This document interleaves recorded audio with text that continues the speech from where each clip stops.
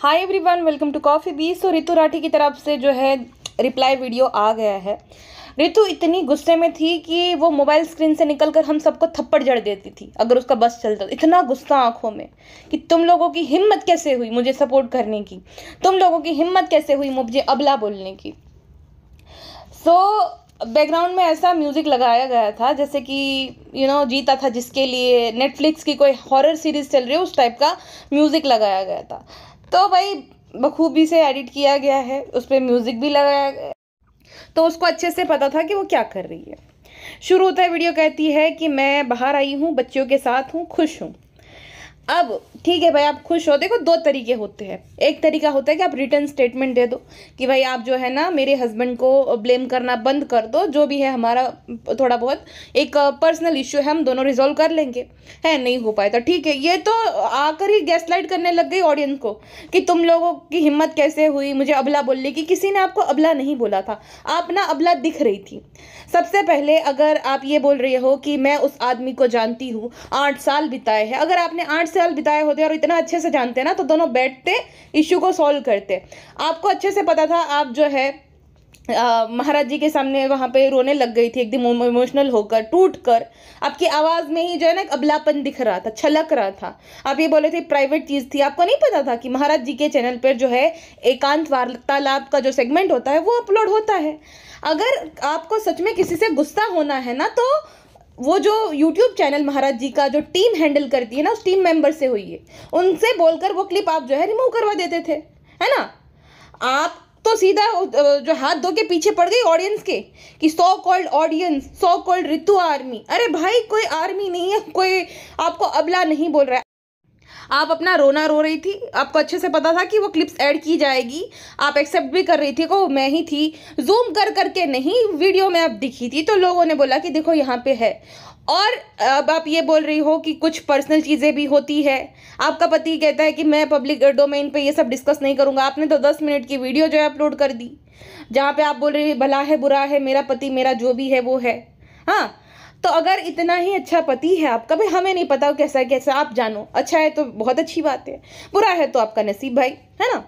O sorry sorry sorry, not sorry, क्योंकि आपने हमेशा अपने ब्लॉग्स में यही दिखाया। जब आपकी डिलीवरी हो रही थी ना तो उसने पैर दिया, आपने वहां से भी आशीर्वाद लिया। तो रिग्रेसिव तो आप भी हो, आपको भी ये सब अच्छा लगता है थोड़ा, ठीक है, समझ सकते हैं।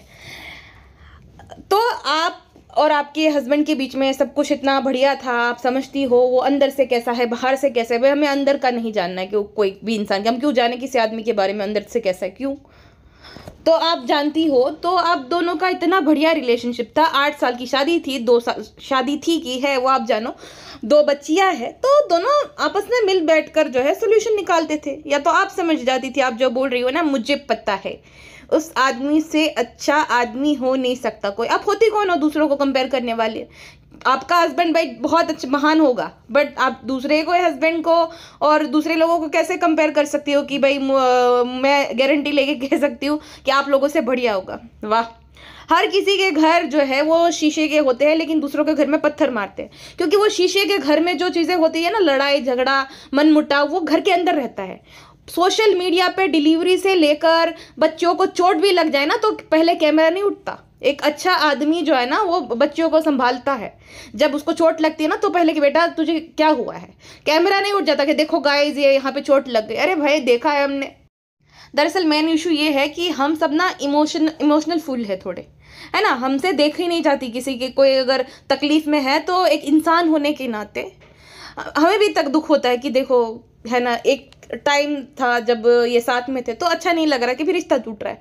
और आपने चूज किया था सबसे पहले तो अपनी जो है प्राइवेसी सेल कर करके पैसे कमाओ, और फिर जो है कुछ हो जाए तो कहते कि तो हमारे घर का मैटर है। घर का मैटर है तो दोनों घर के अंदर बैठ के सुलझाते।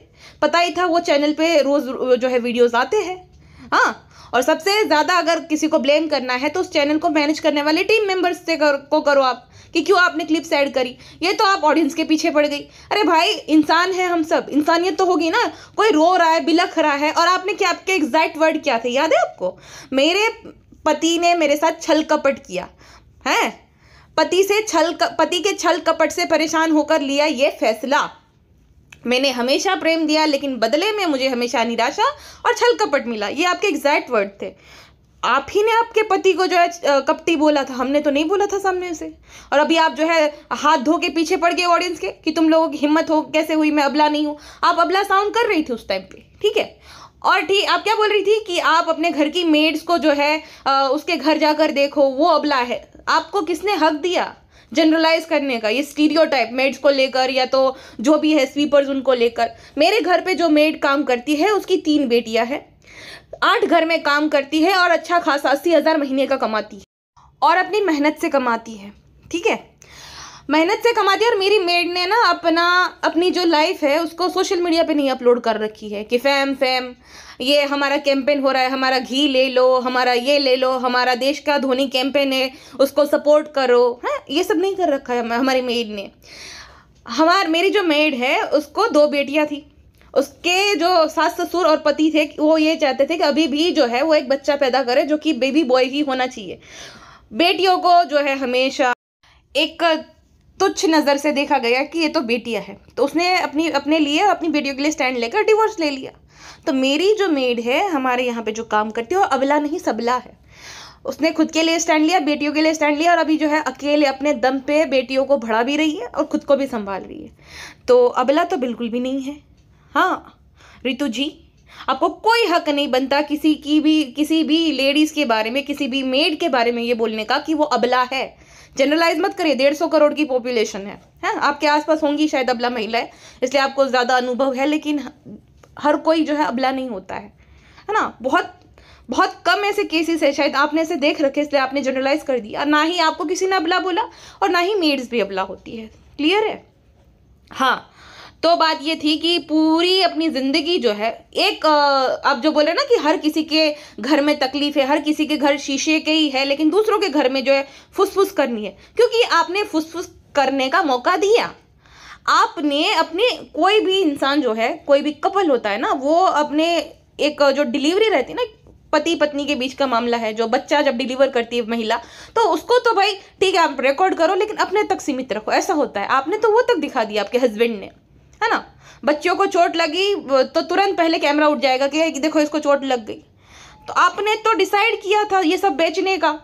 अब क्योंकि भाई आपके हित में नहीं जा रहा है तो ये बोल रहे हो कि आप लोगों ने तो भाई गपशप की है, आपको तड़का चाहिए।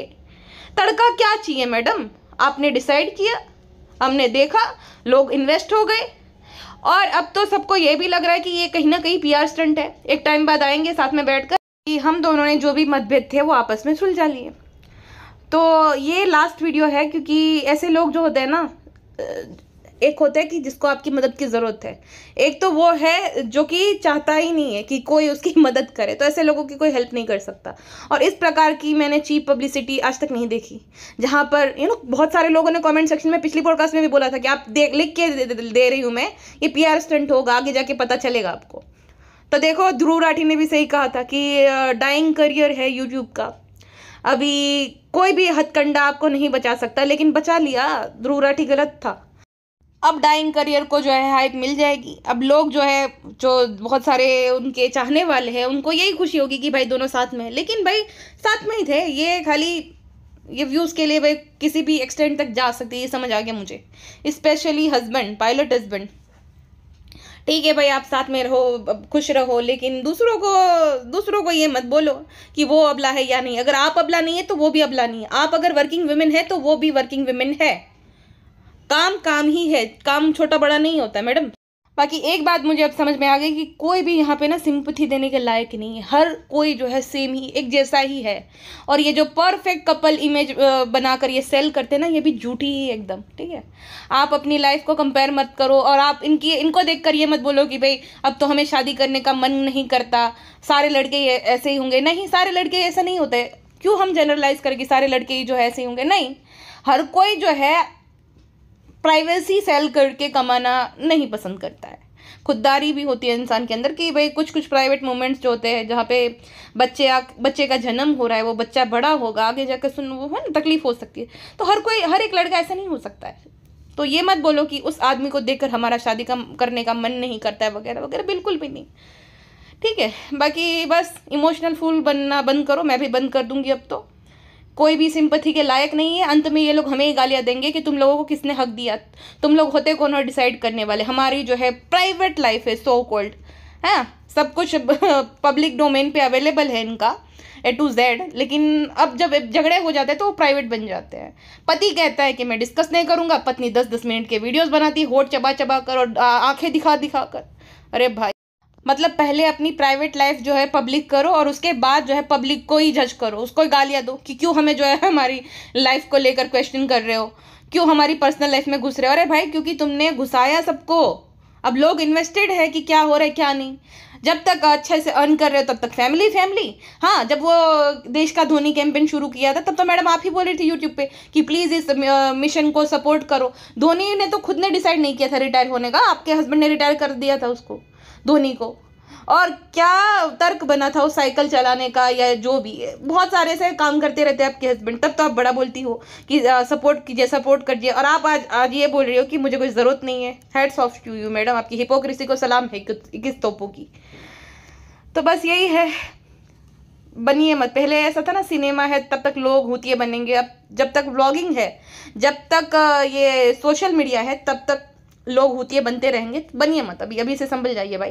सिंपैथी की कोई देने की कोई ज़रूरत ही नहीं है, एंटरटेनमेंट के तरह देखना है तो देखो, इन्वेस्टेड मत हो जाओ। मेरी भी गलती है, मैं भी इनके जो भी है ढोंग में आ गई, क्योंकि हम इंसान हैं, हमारे अंदर इमोशंस है।